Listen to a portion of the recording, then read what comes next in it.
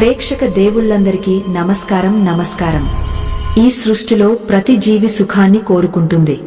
కష్టాలు లేని జీవితాన్ని, విజయాలు వరించే భవిష్యత్తును ఆశిస్తుంది.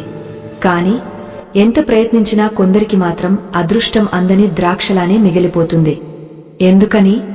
మనం చేసే ప్రయత్నంలో లోపమా, లేక మన తలరాతలో లోపమా?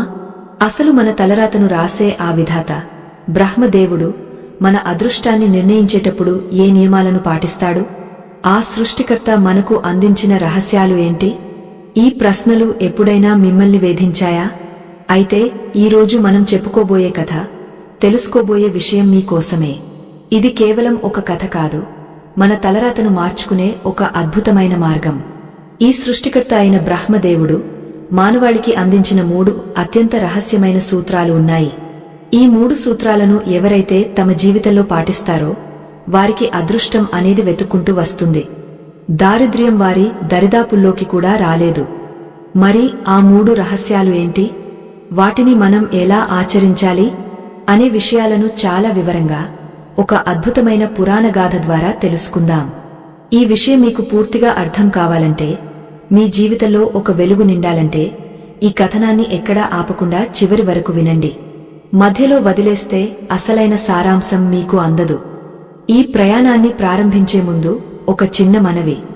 మన సనాతన ధర్మం, మన పురాణాల్లో దాగి ఉన్న ఇలాంటి ఎన్నో అద్భుతమైన విషయాలను, రహస్యాలను వెలికితీసి మీ ముందుకు తీసుకురావడమే మా లక్ష్యం. మా ఈ ప్రయత్నం మీకు నచ్చితే మీ ఆదరాభిమానాలను మాకు తెలియజేయండి. ఇలాంటి మరిన్ని మంచి విషయాలు తెలుసుకోవడానికి మా ఈ ఆధ్యాత్మిక కుటుంబంలో మీరు కూడా భాగస్వాములు అవ్వండి. మీ మద్దతు మాకు ఎంతో బలం. ఇక ఆలస్యం చేయకుండా అసలు విషయంలోకి వెళ్దాం. పూర్వం ఒకానొక సమయంలో కైలాస పర్వతం మీద శివుడు, పార్వతీదేవి ఏకాంతంగా సంభాషించుకుంటున్నారు. ఆ సమయంలో పార్వతీదేవికి భూలోకంలోని మానవుల కష్టాలను చూసి మనసు చలించిపోయింది. అమ్మవారు కదా, బిడ్డల కష్టాలు చూడలేదు. అప్పుడు పరమేశ్వరుడిని చూసి ఇలా అడిగింది, నాథా, మీరు, ఆ బ్రహ్మదేవుడు, ఆ విష్ణువు కలిసి ఈ సృష్టిని నడుపుతున్నారు కదా, మరి భూలోకంలో మానవులు ఎందుకు అంతగా దుఃఖిస్తున్నారు? కొందరు పుట్టుకతోనే భోగభాగ్యాలతో తులతూగుతున్నారు, మరికొందరు తినడానికి తిండి లేక అలమటిస్తున్నారు. అందరినీ సృష్టించింది ఆ బ్రహ్మదేవుడే కదా, మరి ఎందుకీ వివక్ష అని ప్రశ్నించింది. అప్పుడు పరమేశ్వరుడు చిరునవ్వు నవ్వి, దేవి, ఇది వివక్ష కాదు, ఇది కర్మఫలం. బ్రహ్మదేవుడు సృష్టి చేసేటప్పుడే ప్రతి జీవికి ఒక అవకాశాన్ని ఇస్తాడు. కాని ఆ అవకాశాన్ని ఎలా వాడుకోవాలి అనేది ఆ జీవి చేతిలోనే ఉంటుంది. బ్రహ్మదేవుడు తన సృష్టి రహస్యాలలో భాగంగా 3 నియమాలను పొందుపరిచాడు. ఎవరైతే ఆ 3 నియమాలను తెలుసుకుని వాటికి అనుగుణంగా జీవిస్తారో వారు తమ తలరాతను తామే తిరగరాసుకోగలరు అని చెప్పాడు. ఆ మాట వినగానే పార్వతీదేవిలో ఆసక్తి పెరిగింది. స్వామీ, ఆ 3 రహస్యాలు ఏమిటి? అవి మానవులకు తెలిస్తే వారి కష్టాలు తీరుతాయి కదా, దయచేసి నాకు వివరించండి అని కోరింది. శివుడు పార్వతి కోరికను మన్నించి బ్రహ్మదేవుడు గతంలో నారద మహర్షికి చెప్పిన ఒక వృత్తాంతాన్ని చెప్పడం మొదలుపెట్టాడు. ఒకానొకప్పుడు నారద మహర్షి లోక సంచారం చేస్తూ సత్యలోకానికి వెళ్లాడు. అక్కడ బ్రహ్మదేవుడు సరస్వతీదేవి సమేతుడై కొలువై ఉన్నాడు. నారదుడు బ్రహ్మదేవుడికి నమస్కరించి, పితామహ, నేను ముల్లోకలను తిరుగుతుంటాను కదా, భూలోకంలో చాలామంది ప్రజలు తమ దురదృష్టాన్ని తిట్టుకుంటూ మిమ్మల్ని నిందిస్తున్నారు. బ్రహ్మ మానుదుట ఇంతే రాశాడు, మాకు ఏది కలిసి రావడం లేదు అని బాధపడుతున్నారు. అసలు అదృష్టం అనేది మీ చేతిలో ఉందా, లేక వారి చేతిలో ఉందా అని అడిగాడు. దానికి బ్రహ్మదేవుడు గంభీరంగా నవ్వి, నారదా, నేను సృష్టికర్తను మాత్రమే. జీవులకు దేహాన్ని, ప్రాణాన్ని, బుద్ధిని ఇస్తాను. కాని వారి జీవిత గమనాన్ని నిర్ణయించేది నేను కాదు. నేను ఈ సృష్టిని రూపొందించినప్పుడు సృష్టిలో సమతుల్యత ఉండడానికి 3 మూలస్తంభాలను, అంటే 3 రహస్య సూత్రాలను ఏర్పాటు చేశాను. ఈ 3 సూత్రాలు కనిపించని దారాల్లా ప్రతి మనిషి జీవితాన్ని నడిపిస్తుంటాయి. వీటిని ఎవరైతే గుర్తిస్తారో వారు అదృష్టవంతులు అవుతారు. గుర్తించలేని వారు అజ్ఞానంలో ఉండిపోయి అంతా నారాతే అని నన్ను నిందిస్తుంటారు అని చెప్పాడు. నారదుడు ఆతృతగా, పితామహ, ఆ 3 రహస్యాలు ఏమిటి అవి సామాన్య మానవులకు అర్థమయ్యేలా సెలవివ్వండి అని కోరాడు. అప్పుడు బ్రహ్మదేవుడు ఇలా చెప్పాడు: మొదటి రహస్యం కాలం, కర్మ. రెండోది వాక్కు, సంకల్పం. మూడోది దానం, ధర్మం. ఈ పేర్లు వినడానికి చాలా సాధారణంగా అనిపించవచ్చు, కాని వీటి లోతుల్లోనే అనంతమైన శక్తి దాగ ఉంది. వీటిని వివరంగా అర్థం చేసుకోవడానికి నీకు భూలోకంలో జరిగిన ఒక కథ చెబుతాను విను అని బ్రహ్మదేవుడు నారదుడికి ఒక కథ చెప్పడం ప్రారంభించాడు. అనగనగా కాంచీపురం అనే రాజ్యంలో ధర్మపాలుడు అనే రాజు ఉండేవాడు. ఆ రాజు చాలా గొప్పవాడు. ప్రజలను కన్నబిడ్డల్లా చూసుకునేవాడు. ఆయన పాలనలో రాజ్యం సస్యశ్యామలంగా ఉండేది. కాని ఆ రాజుకు ఒకే ఒక లోటు ఉండేది. ఆయనకు సంతానం లేదు. ఎన్నో పూజలు, వ్రతాలు చేసిన తర్వాత లేక ఒక మగబిడ్డ పుట్టాడు. ఆ బిడ్డ పేరు విజయవర్మ. రాజు, రాణి ఆనందానికి అవధులు లేవు. యువరాజు పుట్టిన వేళ విశేషం చాలా బాగుందని జ్యోతిష్యులు చెప్పారు. కాని రాజగురువు మాత్రం యువరాజు జాతకాన్ని చూసి కొంచెం ఆలోచనలో పడ్డాడు. రాజు అది గమనించి, గురువుగారు, ఏదైనా దోషముందా? ఎందుకు అలా ఆలోచిస్తున్నారు అని అడిగాడు. అప్పుడు రాజగురువు, మహారాజా, యువరాజు జాతకం అద్భుతంగా ఉంది. కాని ఇతని జాతకంలో ఒక విచిత్రమైన యోగం ఉంది. ఇతను చక్రవర్తి అవుతాడు. కాని ఇతని జీవితంలో ఒక దశలో ఇతను సర్వం కోల్పోయి అడవుల పాలవ్వాల్సి వస్తుంది. ఆ సమయంలో ఇతను 3 ప్రశ్నలకు సమాధానం తెలుసుకోగలిగితేనే తిరిగే తన వైభవాన్ని పొందగలడు. లేదంటే సామాన్యుడిగానే మిగిలిపోతాడు అని చెప్పాడు. ఆ మాట విన్న రాజు గుండె ఆగినంత పని అయ్యింది. నా కొడుకు అడవుల పాలవ్వడమా? దీనికి పరిష్కారం లేదా అని అడిగాడు. దానికి గురువు, ఇది విధి లిఖితం మహారాజా. దీన్ని ఎవరూ తప్పించలేరు. కాని యువరాజుకు చిన్నప్పటి నుండే ధర్మం గురించి, సృష్టి రహస్యాల గురించి విద్యాబుద్ధులు నేర్పించండి. సమయం వచ్చినప్పుడు ఆ జ్ఞానమే అతన్ని కాపాడుతుంది అని సలహా ఇచ్చాడు. రాజు ఆ సలహాను పాటించాడు. విజయవర్మ పెరిగా పెద్దవాడయ్యాడు. సకల విద్యల్లోనూ ఆరితేరాడు. తండ్రి తర్వాత రాజ్యభారాన్ని స్వీకరించాడు. కొంతకాలం అంతా సవ్యంగానే సాగింది. విజయవర్మ పాలనలో రాజ్యం మరింత విస్తరించింది. ఆయన పరాక్రమానికి శత్రురాజులు భయపడిపోయారు. అయితే విజయవర్మకు ఒక బలహీనత ఉండేది. అదేంటంటే అతను తన బలాన్ని, తన బుద్ధిని మాత్రమే నమ్ముకునేవాడు. దైవం, అదృష్టం, కర్మ వంటి విషయాలను పెద్దగా పట్టించుకునేవాడు కాదు. నా కష్టమే నా అదృష్టం, నా కత్తి పదునే నా రాత అని గర్వంగా చెప్పేవాడు. ఒకరోజు విజయవర్మ వేటకు అడవికి వెళ్లాడు. వేటాడుతూ చాలా దూరం వెళ్లిపోయాడు. దట్టమైన అరణ్యం అది. సాయంత్రం అయ్యేసరికి దారి తప్పిపోయాడు. తన సైనికులు ఎటు వెళ్లారో తెలియదు. గుర్రం కూడా అలసిపోయి నీరసించిపోయింది. చీకటి పడుతుండటంతో అడవిలో క్రూరమృగాల అరుపులు మొదలయ్యాయి. విజయవర్మకు ఆకలి, దప్పిక వేస్తున్నాయి. ఎటు చూసినా చిమ్మ చీకటి. అప్పుడు అతనికి దూరంగా ఒక చిన్న కుటీరం నుండి వెలుతురు కనిపించింది. అమ్మయ్య, ఎవరో మనుషులు ఉన్నారు అని సంతోషించి గుర్రాన్ని అక్కడే కట్టేసి ఆ కుటీరం వైపు నడిచాడు. దగ్గరకు వెళ్లి చూస్తే అక్కడ ఒక వృద్ధ ఋషి కూర్చుని ధ్యానం చేసుకుంటున్నాడు. విజయవర్మ ఆ ఋషికి నమస్కరించి, స్వామీ, నేను ఈ దేశపు రాజును. వేటకు వచ్చి దారి తప్పాను. నాకు ఆకలిగా ఉంది. ఈ రాత్రికి ఆశ్రయం ఇవ్వగలరా అని అడిగాడు. ఆ ఋషి కళ్ళు తెరిచి విజయవర్మను ఎగాదిగా చూశాడు. ఆయన కళ్లలో ఏదో తెలియని కాంతి ఉంది. చిరునవ్వుతో, రాజా, అతిథి దేవునితో సమానం. లోపలికి రా. మా దగ్గర ఉన్న పండ్లు, కందమూలాలు భుజించి విశ్రాంతి తీసుకో అని ఆహ్వానించాడు. విజయవర్మ ఆ ఋషి ఇచ్చిన పండ్లు తిని ఆకలి తీర్చుకున్నాడు. అలసట వల్ల వెంటనే నిద్రపట్టింది. మరుసటి రోజు ఉదయం నిద్రలేచేసరికి ఆశ్చర్యకరంగా ఆ కుటీరం మాయమైంది. ఆ వృద్ధ ఋషి కూడా లేడు.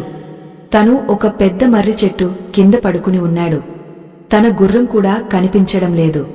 ఇదేంటి? రాత్రి నేను చూసింది కలనా, లేక నిజమా అని ఆశ్చర్యపోయాడు. చుట్టూ చూస్తే అడవి తప్ప ఏమీ లేదు.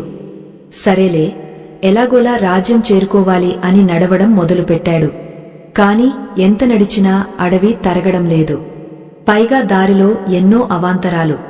ముళ్ళు గుచ్చుకుంటున్నాయి, కాళ్ళు నెత్తురోడుతున్నాయి. రాజభోగాల్లో పెరిగిన శరీరం ఆ కష్టాలను తట్టుకోలేకపోతోంది. 3 రోజులు గడిచాయి. అన్నం, నీళ్లు లేక సోలిపోయాడు. అప్పుడు అతనికి అర్థమైంది, తన బలం, తన కత్తి, తన సైన్యం ఏవీ ఇప్పుడు తనను కాపాడలేకపోతున్నాయని. అప్పుడు అతనికి రాజగురువు చిన్నప్పుడు చెప్పిన మాటలు గుర్తొచ్చాయి. మనిషికి ఎంత శక్తి ఉన్నా విధి ముందు తలవంచాల్సిందే అని. అలా నీరసించి పడిపోయిన విజయవర్మకు అకస్మాత్తుగా ఒక అద్భుతమైన దృశ్యం కనిపించింది. ఒక తేజోవంతమైన పురుషుడు అతని ముందు ప్రత్యక్షమయ్యాడు. అతని ముఖం సూర్యబింబంలా వెలిగిపోతోంది. విజయవర్మ కష్టంగా కళ్ళు తెరిచి, మీరెవరు? నన్ను రక్షించడానికి వచ్చారా అని అడిగాడు. ఆ పురుషుడు నవ్వి, విజయవర్మ, నేను కాలపురుషుడిని. నీ జాతకంలో రాసి ఉన్న కష్టకాలం ఇదే. నువ్వు చక్రవర్తివి అయినప్పటికీ ఈ అడవిలో అనామకుడిగా చనిపోయే పరిస్థితి ఎందుకు వచ్చిందో తెలుసా అని అడిగాడు. విజయవర్మ కన్నీళ్లతో, తెలియదు స్వామీ, నేను ధర్మబద్ధంగానే పాలించాను. ప్రజలకు అన్యాయం చేయలేదు. మరి నాకెందుకు ఈ శిక్ష అని అడిగాడు. అప్పుడు కాలపురుషుడు, నువ్వు ధర్మాన్ని పాటించావు కాని సృష్టి రహస్యాలను విస్మరించావు. నీ గర్వమే నీకు శత్రువు అయ్యింది.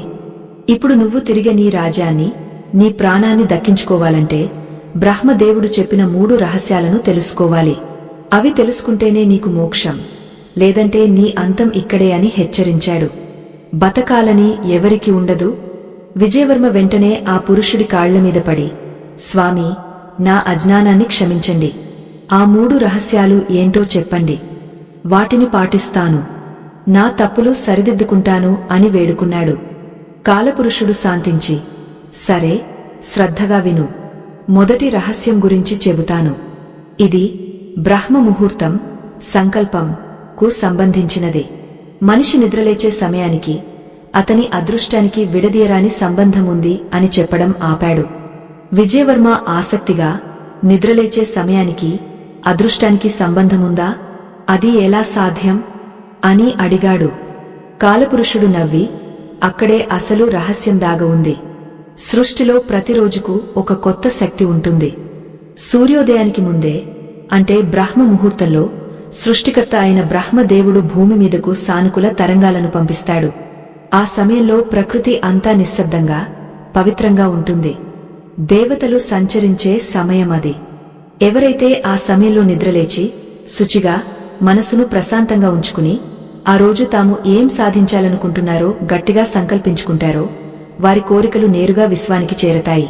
ఆ సమయంలో మన మెదడు చాలా చురుగ్గా ఉంటుంది. ఎలాంటి గందరగోళం ఉండదు. అప్పుడు మనం తీసుకునే నిర్ణయాలు, మన సంకల్పాలు బ్రహ్మదేవుడి ఆశీస్సులతో త్వరగా నెరవేరుతాయి. కాని సూర్యుడు నెత్తిమీదకు వచ్చాక నిద్రలేచేవారు ఆ దివ్య శక్తిని కోల్పోతారు. వారిలో బద్ధకం, ప్రతికూల ఆలోచనలు ప్రవేశిస్తాయి. అందుకే వారి పనులు వాయిదా పడతాయి, అడ్డంకులు వస్తాయి. ఇది విన్న విజయవర్మ, స్వామి, నేను రాజుగా ఉన్నప్పుడు రాత్రిళ్ళు పొద్దుపోయే వరకు సభలు, విందులతో గడిపి ఉదయం ఆలస్యంగా లేచేవాడిని. అంటే నేను ఆ దివ్య శక్తిని ఇన్నాళ్లు కోల్పోయానా అని బాధపడ్డాడు. కాలపురుషుడు అవును అన్నట్లు తల ఊపి, కేవలం లేవడమే కాదు విజయవర్మ, లేచిన వెంటనే మనిషి చేసే మొదటి పని అతని ఆ రోజటి తలరాతను నిర్ణయిస్తుంది. చాలామంది లేవగానే తమ కష్టాలను, అప్పులను, శత్రువులను తలచుకుంటారు, లేదా పక్కవారి గురించి ఆలోచిస్తారు. దీనివల్ల వారి రోజు మొత్తం అలాగే సాగుతుంది. కాని బ్రహ్మ రహస్యం ప్రకారం నిద్రలేచిన వెంటనే 2 చేతులు చూసుకుని ఆ పరమాత్ముడికి కృతజ్ఞతలు చెప్పాలి. ఈ కొత్త రోజు ఇచ్చినందుకు ధన్యవాదాలు తెలిపి, ఈ రోజు అంతా మంచి జరగాలని, నేను చేసే పనులు విజయం సాధించాలని మనస్ఫూర్తిగా కోరుకోవాలి. దీన్నే సంకల్ప బలం అంటారు. నీ ఆలోచనే నీ రాతను రాస్తుంది. బ్రహ్మ రాసే రాత కన్నా నీ మనసులో నువ్వు రాసుకునే రాత చాలా శక్తివంతమైనది అని వివరించాడు. విజయవర్మకు జ్ఞానోదయం అయినట్టు అనిపించింది. ఇన్నాళ్లు తన శారీరక బలం మీదే నమ్మకముంచుకున్నాడు కాని మానసిక శక్తి, సంకల్ప శక్తి గురించి ఎప్పుడూ ఆలోచించలేదు. సరే స్వామి, ఇది మొదటి రహస్యం. నేను ఇకపై ప్రతిరోజు బ్రహ్మ ముహూర్తంలోనే లేచి సత్సంకల్పంతో రోజును ప్రారంభిస్తాను. మరి రెండవ రహస్యమేమిటి అని అడిగాడు. కాలపురుషుడు విజయవర్మ కళ్లలోకి సూటిగా చూస్తూ, రెండవ రహస్యం చాలా ముఖ్యమైనది. ఇది నీ నోటి నుండి వచ్చే మాటలకు సంబంధించినదే. వాక్కు వాస్తవం. మనిషి మాట్లాడే మాటలే మంత్రాలుగా మారి అతని జీవితాన్ని శాసిస్తాయి అని చెప్పాడు. విజయవర్మ అర్థం కానట్లు చూశాడు. మాటలు జీవితాన్ని ఎలా శాసిస్తాయి? నేను రాజుగా ఎన్నో ఆజ్ఞలు జారీ చేశాను. అవన్నీ జరిగాయి. కాని నా వ్యక్తిగత జీవితంలో మాటలకు ఇంత శక్తి ఉందా అని సందేహించాడు. కాలపురుషుడు ఇలా వివరించాడు. బ్రహ్మదేవుడు సరస్వతీ దేవిని నాలుకపై ఉంచాడు. అంటే వాక్కుకు అధిదేవత ఆమె. మనం ఏది పదే పదే మాట్లాడతామో అదే మన జీవితంలో నిజమవుతుంది. దీన్నే తథాస్తు దేవతలు అంటారు. వారు ఎప్పుడూ మన చుట్టూ ఉండి మనమనే మాటలకు తథాస్తు, అలాగే జరుగుగాక అని ఆశీర్వదిస్తుంటారు. ఉదాహరణకు, ఒక మనిషి ఎప్పుడూ నాకు ఏదీ కలిసి రావడం లేదు, నా కర్మ ఇంతే, నేను ఎప్పటికీ బాగుపడను అని నిరంతరం అనుకుంటూ ఇతరులతో చెబుతూ ఉంటే తథాస్తు దేవతలు తథాస్తు అంటారు. దాంతో అతనికి నిజంగానే ఏదీ కలిసిరాదు. అదే మనిషి కష్టాల్లో ఉన్నా సరే, నేను బాగుంటాను, నేను ఈ సమస్యను అధిగమిస్తాను, నాకు అంతా మంచి జరుగుతుంది అని ధైర్యంగా నమ్మకంతో మాట్లాడితే దానికి కూడా తథాస్తు అంటారు. అప్పుడు ప్రకృతి అతనికి సహకరించి కష్టాల నుండి బయటపడే మార్గాన్ని చూపిస్తుంది. విజయవర్మ, నువ్వు గమనించు. నువ్వు వేటకు వచ్చే ముందు ఏం మాట్లాడావు? నా బలం ముందు అడవి ఎంత? నన్ను ఎవరూ ఏమీ చేయలేరు అని అహంకారంతో అన్నావు. ఆ మాటలే నిన్ను ఈ స్థితికి తెచ్చాయి. ప్రకృతిని సవాలు చేసినప్పుడు ప్రకృతి నీకు తన శక్తిని చూపించింది అని చెప్పాడు. విజయవర్మ సిగ్గుతో తలదించుకున్నాడు. నిజమే స్వామీ, నా మాటలే నాకు శాపమయ్యాయి. ఇకపై నా నోటి నుండి వచ్చే ప్రతి మాటను ఆచితుచి మాట్లాడతాను. ఎప్పుడూ శుభవాక్కులే పలుకుతాను. మరి మూడవ రహస్యం ఏమిటి? ఈ రెండూ పాటిస్తే సరిపోతుందా అని అడిగాడు. అప్పుడు కాలపురుషుడు గంభీరంగా మారిపోయాడు. ఆకాశం వైపు చూస్తూ, మొదటి రెండు రహస్యాలు నీ వ్యక్తిగత ఎదుగుదలకు సంబంధించినవి. కాని మూడవ రహస్యం, ఇది నీ పూర్వజన్మ పాపాలను ప్రక్షాళన చేసి నీకు అనంతమైన పుణ్యాన్ని, సంపదను తెచ్చిపెట్టే అద్భుత సాధనం. ఇది లేకపోతే పై రెండు ఎంత పాటించినా వృథానే. ఈ సృష్టిలో ఇస్తేనే వస్తుంది అనే సూత్రం ఉంది. అదే ఈ మూడవ రహస్యం యొక్క మూలమని చెప్పి ఒక్క క్షణం ఆగపోయాడు. ఆగకండి స్వామీ, చెప్పండి. ఆ మూడవ రహస్యమేమిటి? ఇస్తేనే వస్తుందా అంటే నేను నా రాజ్యాన్ని ఎవరికైనా ఇచ్చేయాలా? లేక నా సంపదను దానం చేయాలా? అసలు నేను ఇప్పుడు ఏమీ లేని బిచ్చగాడిని. నా దగ్గర ఇవ్వడానికి ఏముంది అని విజయవర్మ ఆవేదనగా అడిగాడు.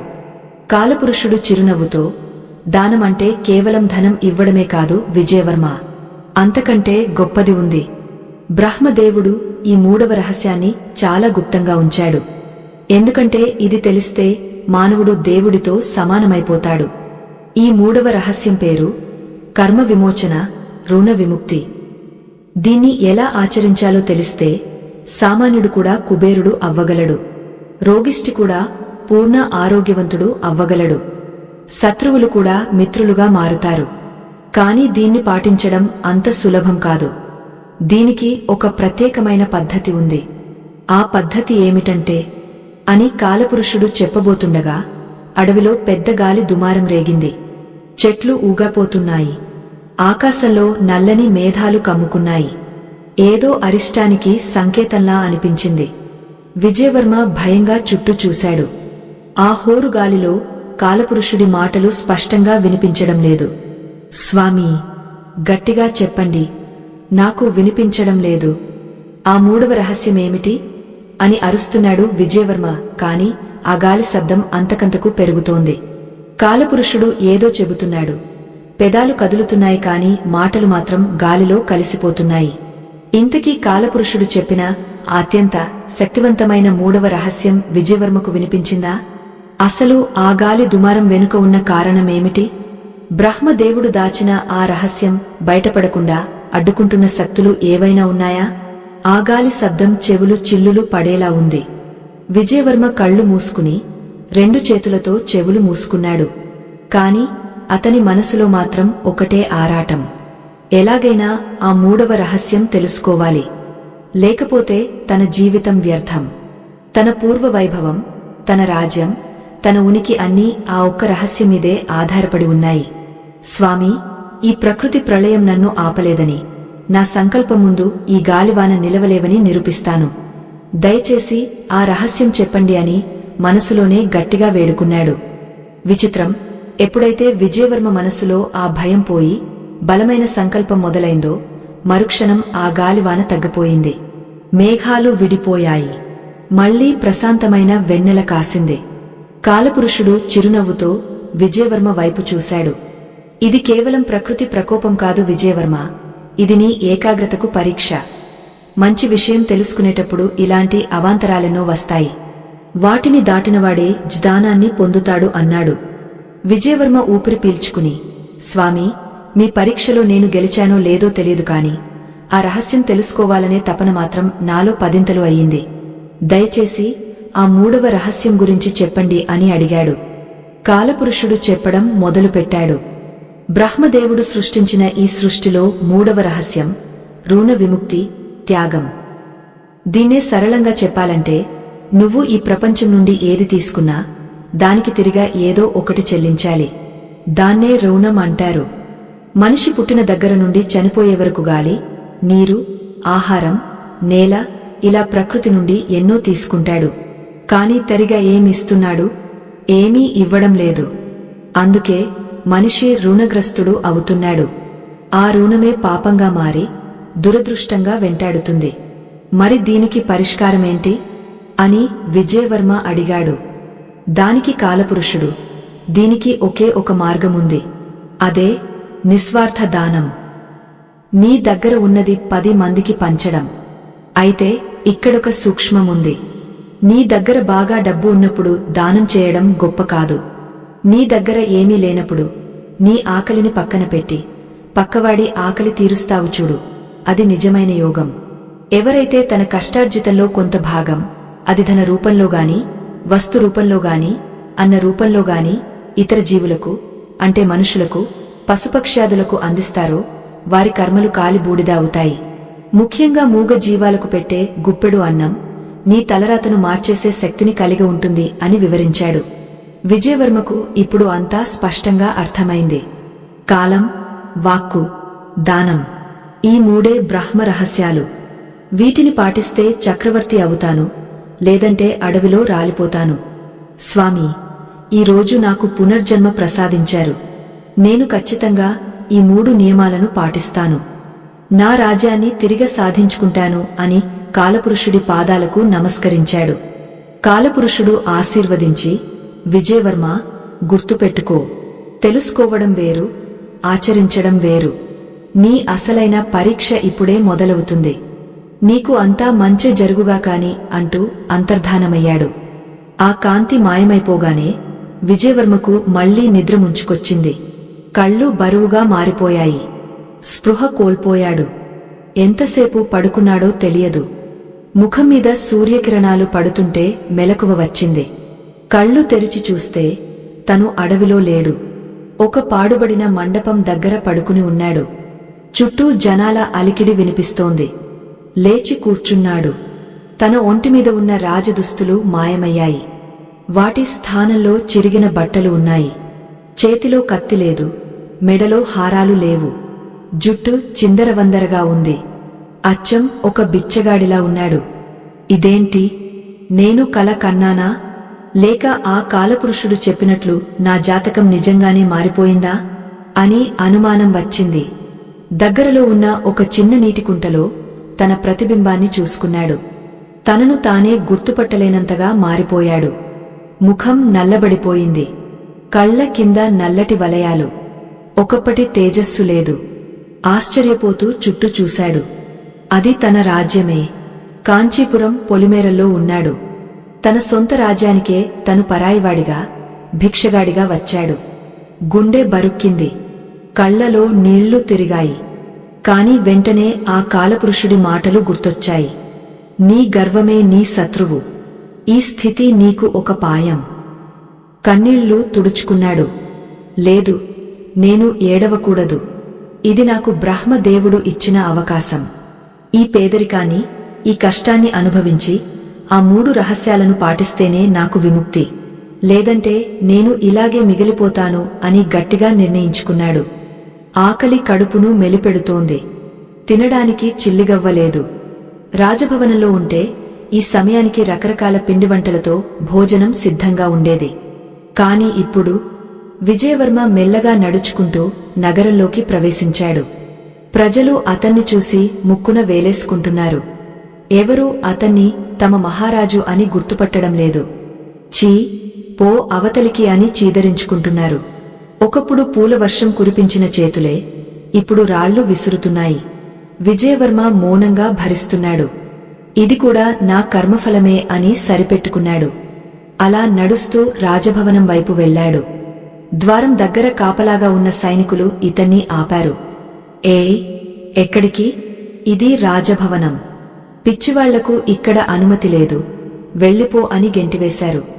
నేను మీ రాజును రా అని అరవాలనిపించింది. కాని ఆగపోయాడు. ఇప్పుడు నేను రాజును కాదు, ఒక సామాన్యుడిని. నా ప్రవర్తనతో, నా సంకల్పంతో మళ్లీ రాజునవ్వాలి తప్ప అరిచి గీపెడితే ఎవరు నమ్మరు అని అర్థం చేసుకున్నాడు. అక్కడి నుండి వెనుదిరిగి ఊరి చివర ఉన్న ఒక శివాలయానికి చేరుకున్నాడు. ఆ గుడి కూడా చాలా పాతది. అక్కడ ఎవరూ పెద్దగా ఉండరు. ఇక్కడే ఉండి నా సాధన మొదలు పెట్టాలి అనుకున్నాడు.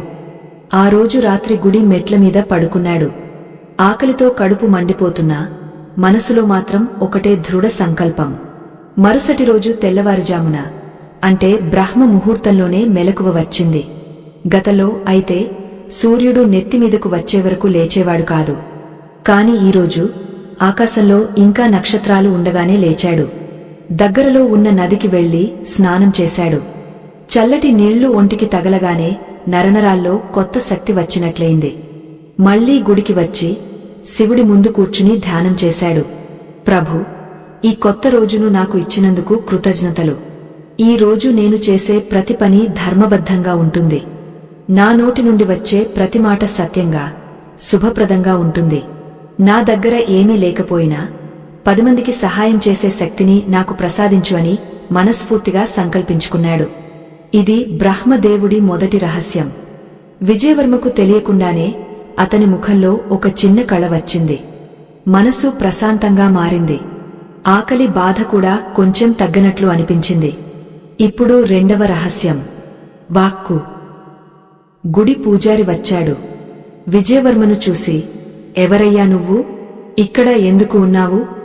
దొంగతనం చేయడానికి వచ్చావా అని గద్దించాడు. విజయవర్మకు కోపం రాలేదు. చిరునవ్వుతో లేచి నమస్కరించాడు. అయ్యా, నేను దారి ఆశ్రయించి వచ్చిన బాటసారిని, దొంగను కాను. ఈ గుడిని, మిమ్మల్ని చూస్తే చాలా పవిత్రంగా అనిపిస్తోంది. మీలాంటి పుణ్యాత్ములు ఉన్న చోట ఉండటం నా అదృష్టం అని వినయంగా చెప్పాడు. ఆ మాట వినగానే పూజారి కోపం మంచులా కరిగిపోయింది. అతని జీవితంలో అంత మర్యాదగా ఎవరూ మాట్లాడి ఉండరు. అవునా, సరే సరే, చాలా దూరం నుండి వచ్చినట్లున్నావు. ఆ పక్కన కూర్చో, ప్రసాదం పెడతాను అన్నాడు. విజయవర్మ ఆశ్చర్యపోయాడు. కేవలం మంచి మాట మాట్లాడినందుకు అనుమానించినవాడే ఆదరిస్తున్నాడు. వాక్కుకు ఇంత శక్తి ఉందా అని లోలోపల సంతోషించాడు. పూజారి ఇచ్చిన పులిహోర ప్రసాదాన్ని ఆకులో తీసుకున్నాడు. చాలా రోజుల తర్వాత భోజనం. ఆకలికి ప్రాణం లాగుతోంది. వెంటనే తినబోయాడు. కాని 3వ రహస్యం గుర్తొచ్చింది, దానం, త్యాగం. తినే ముందు ఇందులో కొంత ఎవరికైనా ఇవ్వాలి. చుట్టూ చూశాడు. మనుషులెవరూ లేరు. ఎవరికి ఇవ్వాలి? అప్పుడు గుడి బయట ఒక బక్కచిక్కిన కుక్క తోక ఊపుతూ నిలబడి ఉంది. దాని కళ్లలో ఆకలి స్పష్టంగా కనిపిస్తోంది. విజయవర్మ గుండె కరిగింది. నా ఆకలి ఎంతటిదో దాని ఆకలి కూడా అంతే కదా అనుకున్నాడు. తన ఆకులో ఉన్న సగభాగం అన్నాన్ని తీసుకుని ఆ కుక్క ముందు పెట్టాడు. అది ఆబగా తిన్నది. అది తింటుంటే విజయవర్మకు కడుపు నిండినంత సంతృప్తి కలిగింది. మిగిలిన సగం తను తిన్నాడు. ఆ కొద్దిపాటి అన్నమే అమృతంలా అనిపించింది. ఆ రోజు నుండి విజయవర్మ దినచర్య మారింది. రోజూ బ్రహ్మ ముహూర్తంలో లేవడం, నదిలో స్నానం, ధ్యానం, సంకల్పం. పగలు నగరంలో చిన్న చిన్న పనులు చేయడం. ఎవరైనా బరువులు మోయమంటే మోసేవాడు, కట్టెలు కొట్టమంటే కొట్టేవాడు. ఏ పనిని చిన్నచూపు చూసేవాడు కాదు. ఆ పనికి వారు ఇచ్చే కొద్దిపాటి కూలిని లేదా ఆహారాన్ని తీసుకునేవాడు. కాని తీసుకున్న దాంట్లో ఖచ్చితంగా ఒక భాగం ఇతరులకు ఇచ్చేవాడు. కొన్నిసార్లు ముసలివాళ్లకు, కొన్నిసార్లు పక్షులకు, జంతువులకు ఆహారం పంచేవాడు. ఒకసారి ఒక వర్తకుడు బరువులు మోయిస్తూ విజయవర్మను అకారణంగా తిట్టాడు. నువ్వు సోమరిపోతువి, సరిగ్గా పని చేయడం లేదు అని దూషించాడు. పాత విజయవర్మ అయితే ఆ వర్తకుడి తల నరికేవాడు. కాని కొత్త విజయవర్మ శాంతంగా, క్షమించండి సేజ్ గారు, ఇంకోసారి జాగ్రత్తగా చేస్తాను, మీ వ్యాపారం బాగుండాలి అని ఆశీర్వదించాడు. ఆ వర్తకుడు షాక్ అయ్యాడు. తిట్టినవాడిని దీవించడమేంటి అని ఆలోచనలో పడ్డాడు. ఆ రోజు నుండి ఆ వర్తకుడికి విజయవర్మ మీద నమ్మకం కలిగింది. ఎక్కువ కూలి ఇవ్వడం మొదలుపెట్టాడు. ఇలా కొన్ని నెలలు గడిచాయి. విజయవర్మ ప్రవర్తనలో, మాటతీరులో వచ్చిన మార్పు వల్ల ఆ చుట్టుపక్కల ప్రజలకు అతను ఒక మంచి మనిషిగా, జానిగా కనిపించడం మొదలుపెట్టాడు. ఎవరికైనా కష్టం వస్తే విజయవర్మ దగ్గరకు వచ్చి సలహా అడిగేవారు. అతను చెప్పే మాటలు వారికి కొండంత ధైర్యాన్ని ఇచ్చేవి. ఎందుకంటే అవన్నీ తథాస్తు దేవతల ఆశీస్సులతో కూడిన సత్యవాక్కులు. అతనికి తెలియకుండానే అతని చుట్టూ ఒక సానుకూల వాతావరణం ఏర్పడింది. ఒకరోజు నగరంలో ఒక విచిత్రమైన సంఘటన జరిగింది. రాజుగారి పట్టపు ఏనుగు ఉన్నట్టుండి పిచ్చి పట్టింది. మావటివాడిని కింద పడేసి బజారులో బీభత్సం సృష్టిస్తోంది. జనం భయంతో పరుగులు తీస్తున్నారు. దుకాణాలు ధ్వంసం అవుతున్నాయి. సైనికులు కూడా దాన్ని అదుపు చేయలేకపోతున్నారు. బల్లేలతో పొడుస్తున్నారు, కాని అది మరింత రెచ్చిపోతోంది. అప్పుడు విజయవర్మ అక్కడే ఉన్నాడు. ఆ ఏనుగు ఒక చిన్న పిల్లవాడిని తొక్కి చంపడానికి కాలు ఎత్తింది. జనం హాహాకారాలు చేశారు. విజయవర్మ క్షణం కూడా ఆలోచించలేదు. తన ప్రాణాన్ని లెక్క చేయకుండా పరుగున వెళ్లి ఆ ఏనుగు ముందు నిలబడ్డాడు. ఏనుగు భీంకారించింది. అందరూ ఇతను చచ్చిపోయాడనుకున్నారు. కాని విజయవర్మ ఏనుగు కళ్లలోకి సూటిగా చూస్తూ ప్రశాంతమైన స్వరంతో, గజరాజా, శాంతించు, నువ్వు దైవ స్వరూపానివి, అమాయకులను చంపడం నీ ధర్మం కాదు అని ప్రేమగా అన్నాడు. ఆ మాటల్లో ఏ మంత్రముందో, ఏ శక్తి ఉందో తెలియదు కాని ఆ ఏనుగు వెంటనే శాంతించింది. కాలు కింద పెట్టి విజయవర్మ ముందు మోకరిల్లింది. జనం ఆశ్చర్యంతో నోళ్లు తెరిచారు. ఇదేం మాయా, ఒక పిచ్చి ఏనుగును మాటలతో లొంగదీశాడా? ఇతను సామాన్యుడు కాదు, ఎవరో మహాపురుషుడు అని అనుకోవడం మొదలుపెట్టారు. అప్పటికప్పుడు విజయవర్మ పేరు నగరమంతా మారుమోగిపోయింది. కాని విజయవర్మ మాత్రం వినయంగా, ఇది నా గొప్పతనం కాదు, ఆ పరమేశ్వరుడి దయ అని చెప్పి అక్కడి నుండి వెళ్లిపోయాడు. అతను తిరిగా తన గుడి దగ్గరకు వచ్చేసరికి అక్కడ ఒక వృద్ధ సాధువు కూర్చుని ఉన్నాడు. అతని ముఖం కాంతివంతంగా ఉంది. విజయవర్మను చూడగానే చిరునవ్వుతో, నాయనా, నీ సాధన ఫలించింది. నువ్వు 3 రహస్యాలను పరిపూర్ణంగా పాటించావు. ఇప్పుడు నీకు ఒక గొప్ప అవకాశం రాబోతోంది. కాని గుర్తుపెట్టుకో, శిఖరాన్ని చేరడం ఎంత కష్టమో అక్కడ నిలబడటం అంతకంటే కష్టం. నీకు రాబోయే కష్టాన్ని చూసి భయపడకు, ధర్మాన్ని మాత్రం వదలకు అని చెప్పి వెళ్లిపోయాడు. విజయవర్మకు ఆ మాటలు అర్థం కాలేదు. గొప్ప అవకాశమా, రాబోయే కష్టమా, ఏమై ఉంటుంది? ఆ రాత్రి బాగా చీకటి పడింది. అమావాస్య రోజు. విజయవర్మ గుడి మండపంలో నిద్రపోతున్నాడు. అర్ధరాత్రి వేళ ఏదో శబ్దం వినిపించి మెలకువ వచ్చింది. గుడి గర్భగుడిలో నుండి ఎవరో బయటకు వస్తున్నారు. నల్లని ముసుగులు వేసుకున్న 2 వ్యక్తులు. వారి చేతిలో ఒక మూట ఉంది. అది చూడగానే విజయవర్మకు అర్థమైంది. వాళ్లు గుడిలోని నగలు దొంగలించారు. ఏయ్, ఎవరది? ఆగండి అని గట్టిగా అరుస్తూ వారి వైపు పరుగెత్తాడు విజయవర్మ. దొంగలు కంగారుపడ్డారు. కాని వారి దగ్గర ఆయుధాలు ఉన్నాయి. విజయవర్మ దగ్గర ఏమీ లేదు. అయినా వెనక్కి తగ్గకుండా ఒక దొంగ మీదకు దూకాడు. పెనుగులాట జరిగింది. ఆ శబ్దానికి చుట్టుపక్కల ఇళ్లల్లో దీపాలు వెలిగాయి. జనం నిద్రలేచి గుడివైపు పరిగెత్తుకుంటూ రావడం చూసి ఆ దొంగలు ఒక తంత్రం పన్నారు. ఆ నగలు ఉన్న మూటను విజయవర్మ చేతిలో విసిరేసి, దొంగ దొంగ, ఇతనే దొంగతనం చేస్తున్నాడు అని గట్టిగా అరుస్తూ గోడ దూకి పారిపోయారు. విజయవర్మ ఆ మూట పట్టుకుని బిత్తరపోయి నిలబడ్డాడు. అంతలోనే జనం, పూజారి అక్కడికి చేరుకున్నారు. విజయవర్మ చేతిలో దేవుడి నగలు చూసి అందరూ షాక్ అయ్యారు. ఇన్నాళ్లు ఇతను మంచివాడు అనుకున్నాం, కాని గుడిలో దొంగతనం చేస్తాడా, నమ్మించి గొంతు కోశాడే అని మండిపడ్డారు. విజయవర్మ చెప్పేది ఎవరూ వినిపించుకోలేదు. పూజారి కూడా అసహ్యంగా చూశాడు. నగర రక్షక భటులు వచ్చారు. విజయవర్మను బంధించారు. ఈడ్చుకుంటూ రాజసభకు తీసుకువెళ్లడానికి సిద్ధమయ్యారు. నేను నిర్దోషిని, నేను దొంగను కాదు అని విజయవర్మ ఎంత మొత్తుకున్నా లాభం లేకపోయింది. చేతులకు సంకెళ్లు పడ్డాయి. ఇప్పుడు అతన్ని విచారించడానికి రాజుగారి దగ్గరకు తీసుకువెళ్తున్నారు. కాని అసలు రాజు విజయవర్మే కదా, మరి సింహాసనం మీద ఇప్పుడు ఎవరున్నారు? విజయవర్మ లేని సమయంలో రాజ్యాన్ని ఆక్రమించుకున్నది ఎవరు? రేపు ఉదయం రాజసభలో తనను దొంగగా నిలబెట్టినప్పుడు ఆ సింహాసనం మీద కూర్చున్న వ్యక్తిని చూసి విజయవర్మ ఎలా స్పందిస్తాడు? అసలు సింహాసనం మీద ఉన్నది శత్రువా, లేక మరెవరైనా ఉన్నారా? బ్రహ్మదేవుడు చెప్పిన రహస్యాలు పాటించినా విజయవర్మకు ఎందుకు ఇంత పెద్ద అపవాదు వచ్చింది? ఇది అతని కర్మ ప్రక్షాళనలో చివరి దశనా? రాజభవనం వైపు వెళ్తున్న ఆ దారి విజయవర్మకు ఎంతో సుపరిచితం. ఒకప్పుడు ఏ దారిలో అయితే అతను గుర్రమీద మహారాజులా జేజేల మధ్య వెళ్లేవాడో, ఇప్పుడు అదే దారిలో అదే ప్రజల మధ్య దొంగ అనే ముద్రతో కాళ్లకు సంకెళ్లతో నడుచుకుంటూ వెళ్తున్నాడు. ప్రజలు విసురుతున్న రాళ్లు తగులుతున్నాయి, తిడుతున్న మాటలు వినిపిస్తున్నాయి. గతంలో అయితే విజయవర్మకు కోపం నషాళానికి అండేది. ఎవరైనా చిన్న మాట అంటేనే తల తీయించేవాడు. కాని ఇప్పుడు అతనిలో ఆవేశం లేదు, అహంకారం లేదు, కేవలం ప్రశాంతత మాత్రమే ఉంది. అతను కాలపురుషుడు చెప్పిన విషయాలను, బ్రహ్మ రహస్యాలను మననం చేసుకుంటూ నడుస్తున్నాడు. ప్రజలు తిడుతుంటే వారి అజ్ఞానాన్ని మన్నించు ప్రభు అని మనసులోనే అనుకుంటున్నాడు.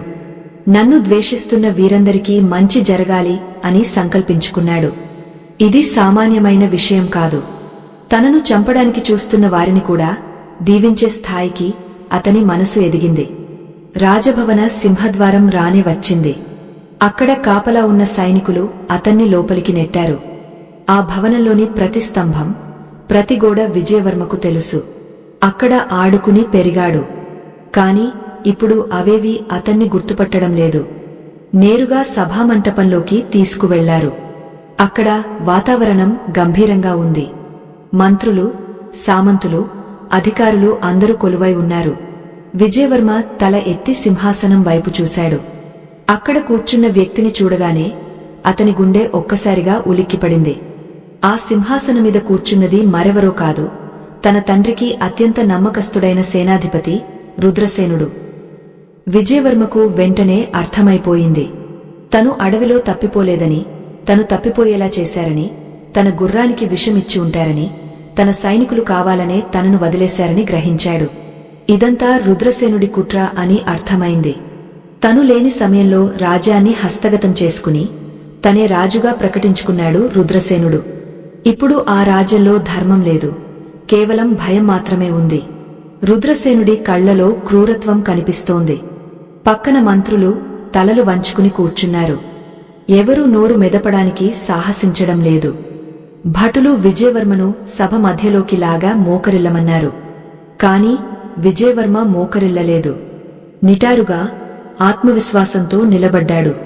అతని బట్టలు చిరిగిపోయి ఉండవచ్చు, ఒంటినిండా దుమ్ము ఉండవచ్చు, కాని అతని కళ్లలో ఉన్న తేజస్సు మాత్రం ఒక చక్రవర్తికి ఉండే దానికంటే ఎక్కువగా ఉంది. రుద్రసేనుడు సింహాసనం మీద నుండి కిందకు చూసి, ఎవరా దొంగ? దేవుడి సొమ్మునే కాజేస్తాడా? వీడికి భయం లేదా అని గద్దించాడు. ఆ గొంతులో అధికార మదముంది. అప్పుడు విజయవర్మ ప్రశాంతమైన స్వరంతో, ధర్మం తప్పిన చోట భయం ఉంటుంది కాని సత్యమున్న చోట భయముండదు రాజా. నేను దొంగను కాదు. ఆ భగవంతుడి సాక్షిగా చెబుతున్నాను, ఆభరణాలను దొంగిలించినవారు నన్ను ఇరికించి పారిపోయారు. సత్యాన్ని గ్రహించగలిగే విచక్షణ రాజుకు ఉండాలి అని బదులిచ్చాడు. ఆ మాటలు సభలో పిడుగులా పడ్డాయి. ఒక సామాన్య బిచ్చగాడు రాజు కళ్లలోకి చూసి ధర్మాన్ని బోధిస్తాడా? అందరూ ఆశ్చర్యపోయారు. ఆ గొంతులో ఏదో తెలియని గాంభీర్యముంది. రుద్రసేనుడికి కూడా ఆ గొంతు ఎక్కడో విన్నట్టు అనిపించింది. ఏయ్, నోరుముయ్! దొంగతనం చేయడమే కాకుండా నీతులు చెబుతావా? సాక్ష్యాధారాలతో సహా పట్టుబడ్డావు. నీకు మరణశిక్షే సరైనది అని రుద్రసేనుడు అరిచాడు. దానికి విజయవర్మ నవ్వి, మరణం అనేది శరీరానికి మాత్రమే, ఆత్మకు కాదు. కాని అన్యాయంగా తీర్పు చెప్పే రాజు తన పతనానికి తానే పునాది వేసుకుంటాడు. నీ సింహాసనం కింద ధర్మం ఏడుస్తోంది. అది నీకు వినిపించడం లేదా అని ప్రశ్నించాడు. ఈసారి రుద్రసేనుడికి అనుమానం బలపడింది. ఈ భాష, ఈ ధైర్యం, ఈ నిలబడే తీరు, ఇవి ఒక దొంగవి కావు. ఇతను ఖచ్చితంగా రాజవంశానికి చెందినవాడిలా ఉన్నాడు.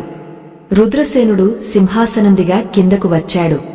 విజయవర్మ దగ్గరకు వచ్చి నిలబడ్డాడు. విజయవర్మ ముఖం దుమ్ముతో, పెరిగిన గడ్డంతో కప్పబడి ఉంది. కాని ఆ కళ్ళు అచ్చం విజయవర్మలానే ఉన్నాయి.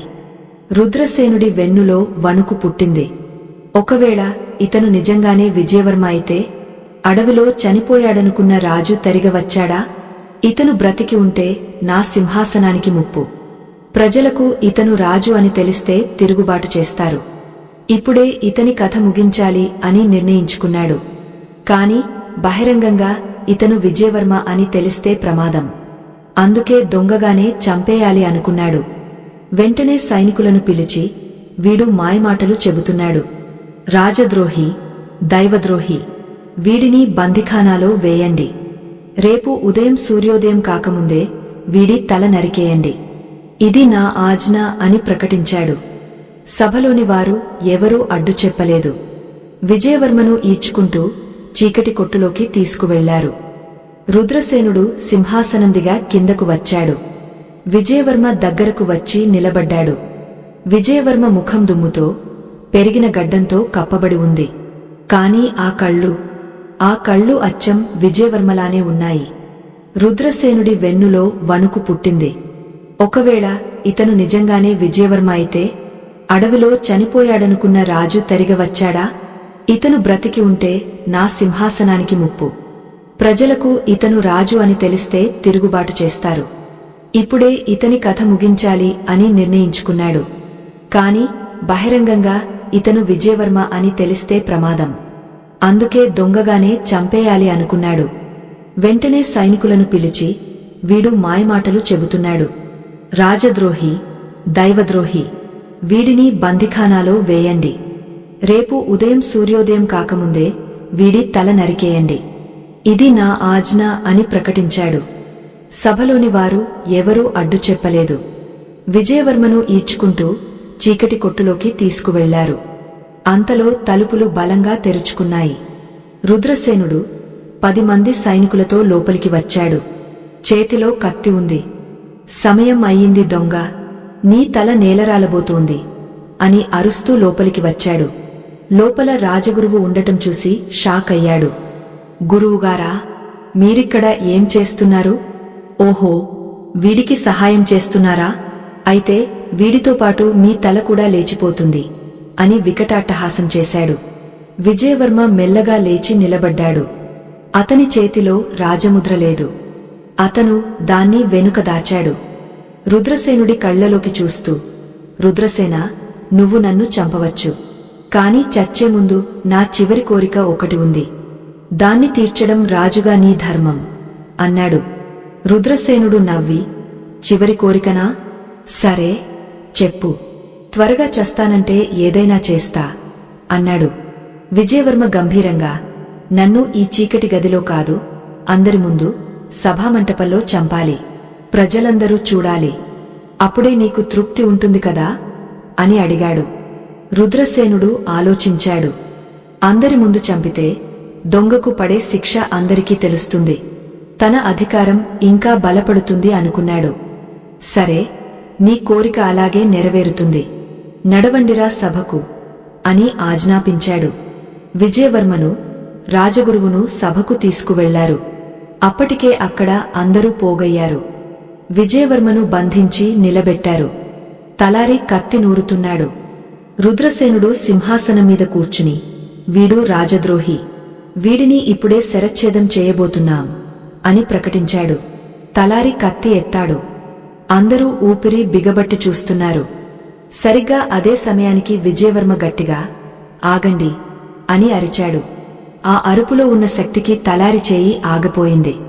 విజయవర్మ, రుద్రసేన, నువ్వు రాజువా లేక దొంగవా అని ప్రశ్నించాడు. రుద్రసేనుడు మండిపడుతూ, ఏమిటి ఆ కూతలు? చచ్చేవాడివి, నోరు అదుపులో పెట్టుకో అన్నాడు. విజయవర్మ నవ్వి, నిజమైన రాజు దగ్గర రాజముద్ర ఉంటుంది, అది నీ దగ్గర ఉందా అని అడిగాడు. సభలో గుసగుసలు మొదలయ్యాయి. అవును, రాజముద్ర లేకుండానే రుద్రసేనుడు పాలిస్తున్నాడు అనే విషయం అందరికీ తెలుసు, కాని ఎవరూ అడగలేదు. రుద్రసేనుడు కంగారుపడ్డాడు. అది భద్రంగా ఉంది, నీకెందుకురా అని తడబడ్డాడు. విజయవర్మ తన వెనుక దాచిన చేయిని ముందుకు తెచ్చాడు. అతని చేతిలో సూర్యకాంతికి తళతళలాడుతున్న రాజముద్ర ఉంది. అది చూడగానే సభ మొత్తం నిశ్శబ్దమైపోయింది. సైనికులు, మంత్రులు అందరూ ఆ ముద్రను గుర్తుపట్టారు.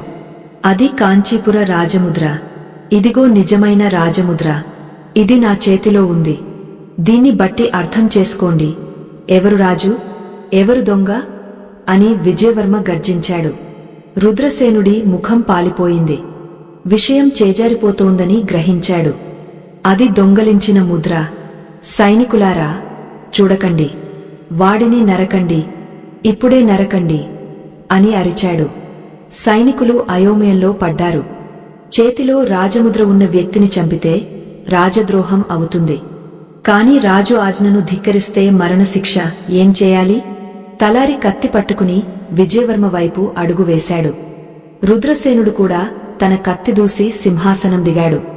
విజయవర్మ ఒంటరివాడు.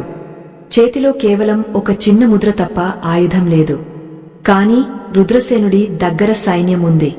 అప్పుడు విజయవర్మ ఆ ముద్రను పైకెత్తి ఒక విచిత్రమైన శ్లోకాన్ని చదవడం మొదలుపెట్టాడు. అది ఆ పెట్టెలో ఉన్న తాళపత్రం మీద ఉన్న శ్లోకం. ఆ శ్లోకం వినగానే సభలో ఉన్న వృద్ధ సైనికాధికారులు, గజసేన మొత్తం ఒక్కసారిగా ఉలిక్కిపడ్డారు. ఆ శ్లోకం సాధారణమైనది కాదు. అది ఆ రాజపు సైన్యానికి మాత్రమే తెలిసిన ఒక రహస్య సంకేతం. ఆ సంకేతం వినగానే సైనికులు ఏం చేయాలి? అది ఆ దేశాన్ని రక్షించే ప్రమాణమా, లేక రాజు పట్ల విధేయతను గుర్తుచేసే మంత్రమా? రుద్రసేనుడు విజయవర్మ మీదకు దూకబోతున్నాడు. విజయవర్మ శ్లోకాన్ని పూర్తి చేశాడు. మరుక్షణం సభలో ఒక ఊహించని పరిణామం చోటు చేసుకుంది. వందలాది కత్తులు ఒక్కసారిగా ఒరలోంచి బయటకు వచ్చాయి. కాని అవి విజయవర్మ వైపు కాదు, మరటు వైపు తరిగాయి. ఆ శ్లోకంలో ఉన్న మహిమ ఏంటి? విజయవర్మ తన మూడవ రహస్యమైన వాక్కును మరియు సమయస్ఫూర్తిని ఎలా ఉపయోగించాడు? రుద్రసేనుడి అంతం ఎలా జరిగింది? విజయవర్మ తిరిగి రాజు అయ్యాడా? అసలు కథ ఇక్కడితో అయిపోలేదు. రాజు అయిన తర్వాత విజయవర్మకు ఎదురైన మరో అతిపెద్ద సవాలు బ్రహ్మదేవుడి రహస్యాలను ప్రజలందరికీ పంచే క్రమంలో అతను చేసిన యజ్ఞమేంటి? ఆ శ్లోకం పూర్తి కాగానే సభామంటపంలో నిశ్శబ్దం ఆవరించింది. ఆ మరుక్షణం ఒక అద్భుతం జరిగింది. రుద్రసేనుడి పక్కన వెనుక ఉన్న సైనికాధికారులు, గజసేన నాయకులు ఒక్కసారిగా తమ కత్తులను దించి మోకరిల్లారు. వారి కళ్లలో భయం పోయి భక్తి కనిపించింది. జయహో మహారాజా విజయవర్మ, జయహో అనే నినాదాలు సభామంటపం దద్దరిల్లేలా వినిపించాయి. రుద్రసేనుడు బిత్తరపోయాడు. ఏయ్, మీకేమైనా పిచ్చి పట్టిందా? నేను రాజును. వాడిని చంపమని చెబితే వాడికి జై కొడతారేంటి అని గట్టిగా అరిచాడు. అప్పుడు వృద్ధుడైన సర్వసైన్యాధ్యక్షుడు ముందుకు వచ్చి, రుద్రసేన, నువ్వు సింహాసనం ఆక్రమించుకోవచ్చు, కాని ఈ రాజ్యపు ఆత్మను ఆక్రమించుకోలేవు. మహారాజు ఇప్పుడు చదివిన శ్లోకం మా సైన్యానికి మాత్రమే తెలిసిన రక్షా ప్రమాణం. ఎవరైతే రాజముద్రను చేతిలో పట్టుకుని ఆ శ్లోకాన్ని స్పష్టంగా ఉచ్చరిస్తారో వారే మాకు నిజమైన అధిపతి. వారికి బానిసలుగా ఉంటామని మేము మా రక్తంతో ప్రమాణం చేశాం. ఇన్నాళ్ళు ఆ ముద్ర కోసం, ఆ పిలుపు కోసం మేము వేచి చూశాము. ఇప్పుడు మా నిజమైన రాజు వచ్చాడు అని గంభీరంగా చెప్పాడు. రుద్రసేనుడికి కాళ్ల కింద భూమి కదిలినట్లయింది. తన అధికారం, తన గర్వం ఒక్క క్షణంలో కూలిపోయాయి. సైనికులు వెంటనే రుద్రసేనుడిని బంధించారు. సభలో ఉన్న సామంతులు, మంత్రులు కూడా లేచి నిలబడి విజయవర్మకు తలవంచి నమస్కరించారు. విజయవర్మ సింహాసనం దగ్గరకు నడిచాడు. కాని అతను వెంటనే సింహాసనం మీద కూర్చోలేదు. దానికి నమస్కరించి పక్కన నిలబడ్డాడు. ప్రజలారా, మంత్రులారా, ఈ సింహాసనం అధికారం కోసం కాదు, బాధ్యత కోసం. నేను ఒకప్పుడు అహంకారంతో ఈ పీయ్యం మీద కూర్చున్నాను. అందుకే దేవుడు నన్ను అడవుల పాలు చేశాడు. ఇప్పుడు నేను రాజుగా రాలేదు, మీ సేవకుడిగా వచ్చాను. బ్రహ్మదేవుడు నాకు నేర్పిన పాఠ్యాలను ఈ రాజ్యానికి అంకితం చేస్తాను అని వినయంగా చెప్పాడు. ఆ మాటలకు ప్రజల కళ్లలో ఆనందబాష్పాలు రాలాయి. తమ పాత రాజు మారిపోయాడు, ఒక మహాత్ముడిలా వచ్చాడు అని సంతోషించారు. ఇప్పుడు రుద్రసేనుడి వంతు వచ్చింది. అతన్ని విజయవర్మ ముందు మోకరిల్ల చేశారు. వీడికి మరణశిక్ష విధించండి ప్రభు. వీడు చేసిన పాపాలకు అదే సరైన శిక్ష అని ప్రజలు అరిచారు.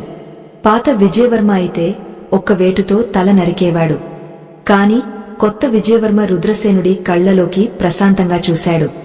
రుద్రసేన, అధికారం అనే మత్తులో నువ్వు ధర్మాన్ని మరిచావు. నిన్ను చంపడం వల్ల నా కత్తికి రక్తపు మరకలు అంటుకుంటాయి తప్ప నీ పాపం పోదు. నీకు మరణం కంటే పెద్ద శిక్ష వేస్తున్నాను. అదే పశ్చాత్తాపం. నిన్ను ఈ రాజ్య పొలిమేరల అవతల ఉన్న అడవిలో వదిలేస్తున్నాను. అక్కడ నువ్వు ఒంటరిగా బ్రతకాలి. నీ పాపాలను తలచుకుంటూ ప్రకృతి మధ్య నీ శేష జీవితాన్ని గడపాలి. ఎప్పుడైతే నీ మనసు మారుతుందో అప్పుడే నీకు నిజమైన విముక్తి అని తీర్పు చెప్పాడు. రుద్రసేనుడు ఆ తీర్పుకు చలించిపోయాడు. నన్ను చంపకుండా వదిలేశాడా అనుకుంటూ తలదించుకుని వెళ్లిపోయాడు. అది చూసిన ప్రజలకు విజయవర్మ మీద గౌరవం రెట్టింపు అయ్యింది. ఆ రోజు పట్టాభిషేకం జరిగింది. విజయవర్మ మళ్లీ కాంచీపుర రాజు అయ్యాడు. కాని అసలైన కథ ఇక్కడే మొదలైంది. సింహాసనం ఎక్కగానే అతనికి తెలిసింది రాజ్యం పరిస్థితి ఎంత దారుణంగా ఉందో. రుద్రసేనుడి పాలనలో ఖజానా ఖాళీ అయిపోయింది. ధాన్యాగారాల్లో గింజలేదు. వరుసగా 2 ఏళ్లు వర్షాలు లేక కరువు విలేతాండవం చేస్తోంది. ప్రజలు ఆకలితో అలమటిస్తున్నారు. పొరుగు రాజ్యాల అప్పులు ఉన్నాయి. మంత్రులు రాజు దగ్గరకు వచ్చారు. ప్రభు, పరిస్థితి విషమంగా ఉంది. ప్రజల మీద పన్నులు పెంచితే తప్ప ఖజానా నిండదు. లేదంటే మనం పొరుగు రాజులకు తలవంచాల్సి వస్తుంది అని సలహా ఇచ్చారు. విజయవర్మ నవ్వి, కష్టాల్లో ఉన్న ప్రజల మీద పన్నులు వేయడమంటే ఆకలితో ఉన్న బిడ్డ నోటికాడ ముద్ద లాక్కోవడమే. అది రాజధర్మం కాదు. బ్రహ్మదేవుడు చెప్పిన సూత్రాలను ఇక్కడ వాడదాం. అదృష్టం మనల్ని వెతుక్కుంటూ వస్తుంది అన్నాడు.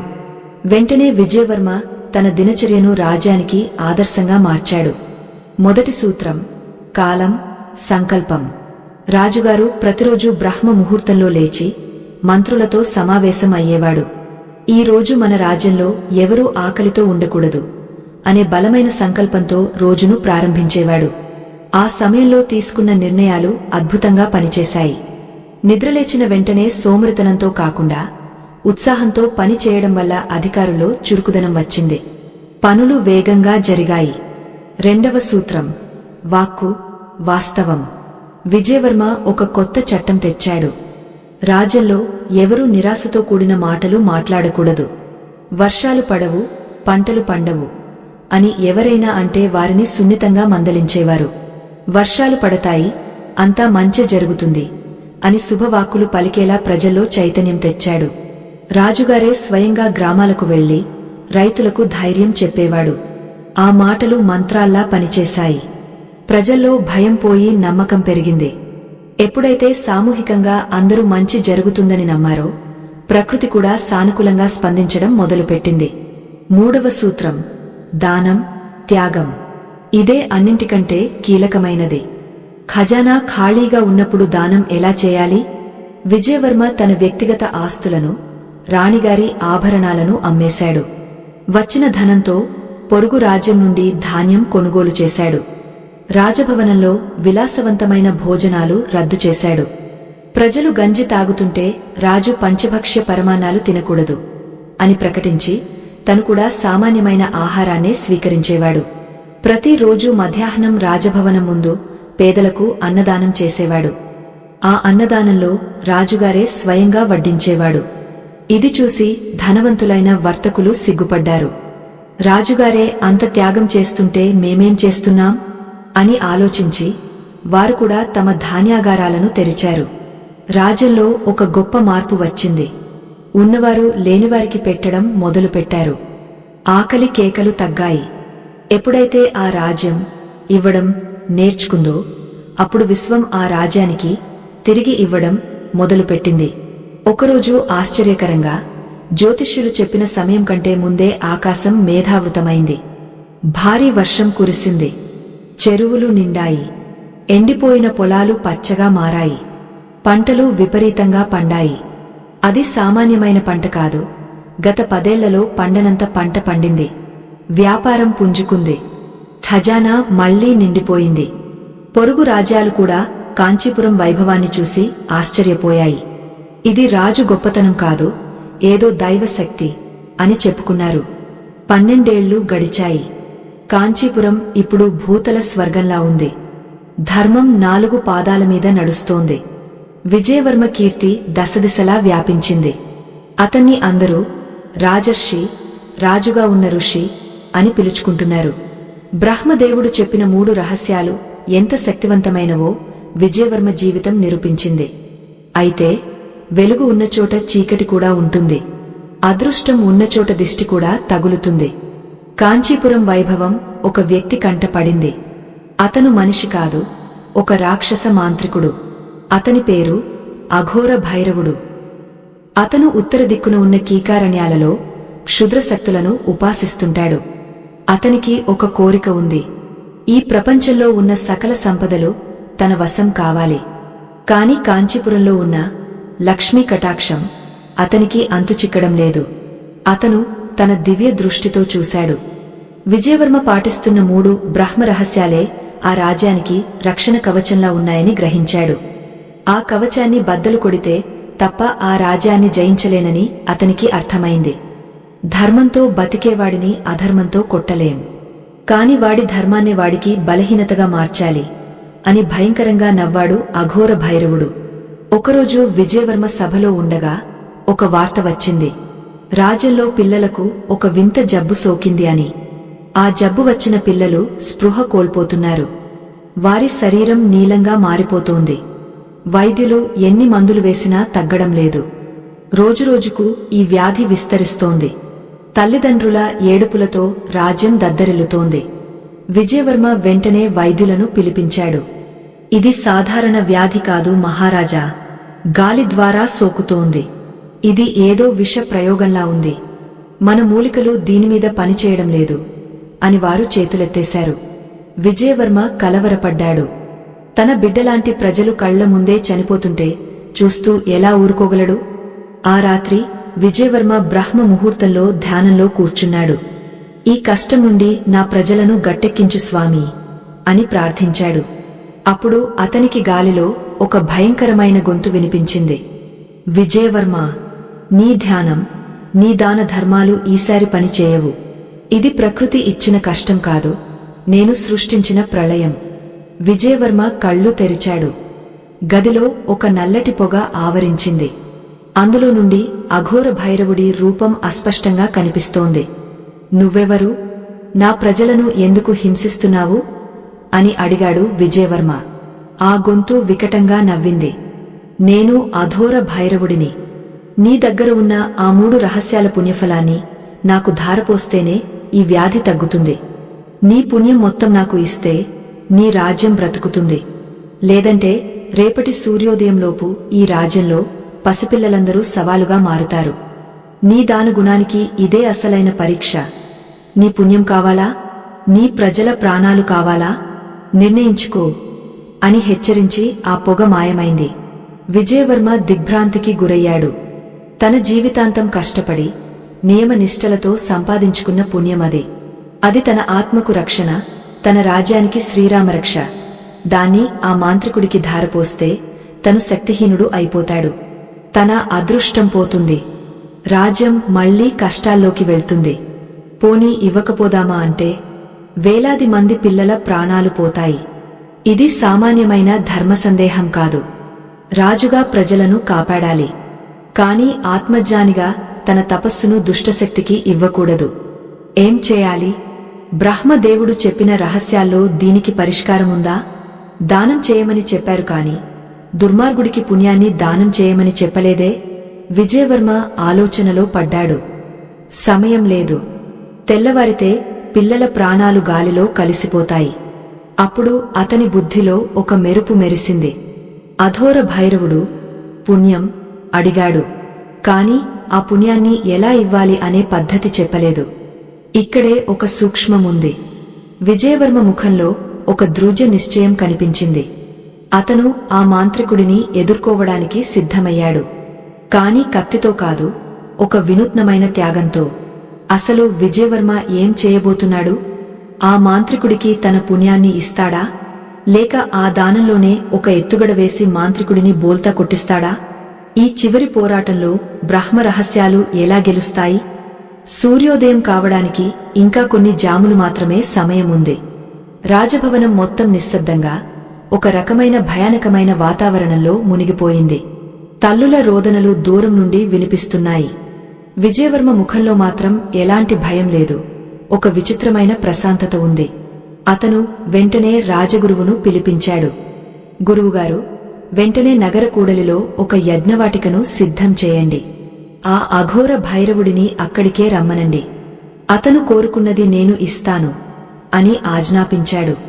రాజగురువు ఉలిక్కిపడ్డాడు. మహారాజా, మీరు ఏం చేస్తున్నారు? మీ జీవితకాలపు పుణ్యాన్ని ధారపోస్తే మీరు ఆత్మశక్తిని కోల్పోతారు. ప్రాణాలతో ఉన్నా లేనట్లే.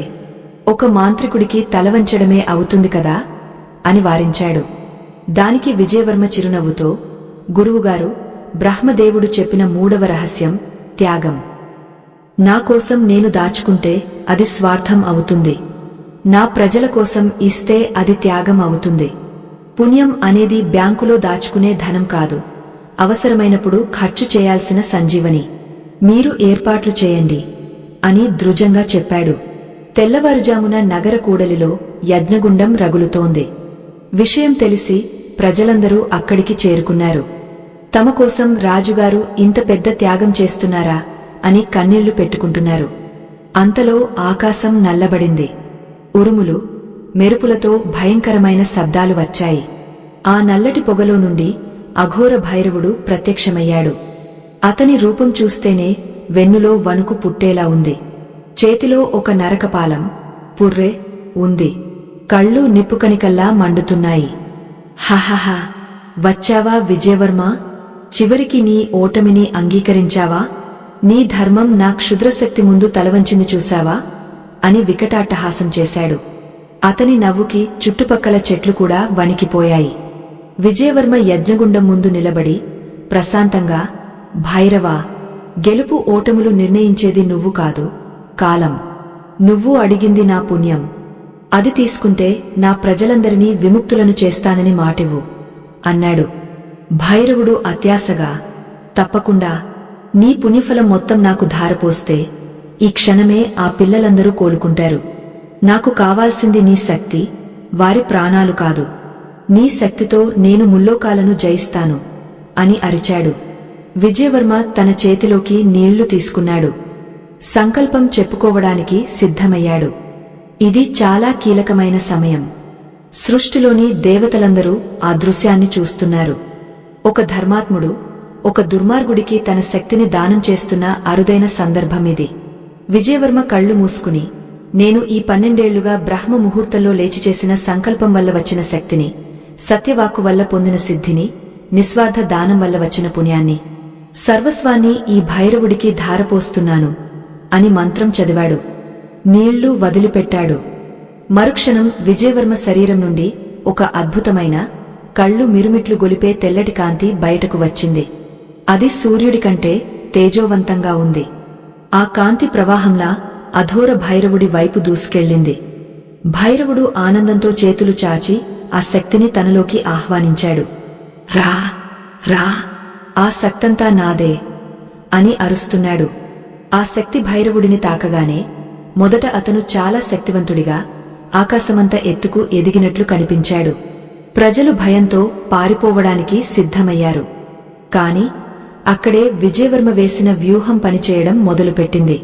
విజయవర్మ ఇచ్చింది కేవలం శక్తిని కాదు, ధార్మిక శక్తిని. పుణ్యం అనేది స్వచ్ఛమైన నెయ్యి లాంటిది. అది పవిత్రమైన పాత్రలోనే నిలుస్తుంది. చిల్లిపడిన కుండలో నీళ్లు ఎలా నిలవవో, అధర్మంతో నిండిన శరీరంలో ధర్మం నిలవదు. హఠాత్తుగా భైరవుడి ముఖంలో ఆనందం పోయి భయం మొదలైంది. అతని శరీరం లోపలి నుండి వేడి పుట్టుకొచ్చింది. ఇదేంటి? ఎందుకు ఇంత మంటగా ఉంది? నా శరీరం కాలిపోతోంది అని అరవడం మొదలుపెట్టాడు. ఆ వెలుగు అతని నరనరాల్లోకి ప్రవేశించి అక్కడ దాగ ఉన్న చీకటిని, పాపాన్ని దహించడం మొదలుపెట్టింది. వెలుగు, చీకటి ఒకే చోట ఉండలేవు కదా.